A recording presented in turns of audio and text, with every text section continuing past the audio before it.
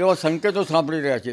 અને જો લા નીનો બને તો આ વખતે શિયાળો પર આખરો પડવાની શક્યતા રહે છે. પરંતુ હમણાં શિયાળામાં લગભગ ઠંડા પવનો ડિસેમ્બરની શરૂઆતથી ફૂંકાવાની શક્યતા રહે છે. અને લગભગ 22 ડિસેમ્બર બાદ ગાત્રો સિઝમથી ઠંડી પડવાની શક્યતા રહે છે. 15 જાન્યુઆરી બાદ પણ લગભગ હાડકંપમાંથી ઠંડી સવારના ભાગમાં આવવાની શક્યતા રહે છે.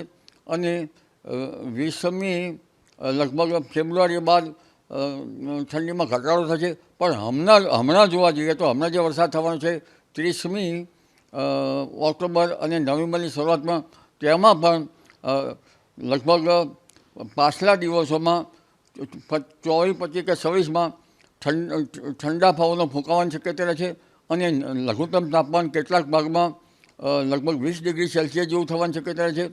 અને મહત્તમ ઉષ્ણતામાં કેટલાક ભાગમાં 24 તો કેટલાક ભાગમાં 30 ડિગ્રી સેલ્સિયસ જેવું થઈ જવાની શક્યતા રહે છે. અને મહદ ભાગોમાં પણ 30-32 ડિગ્રી સેલ્સિયસ જેવું થવાની શક્યતા રહે છે.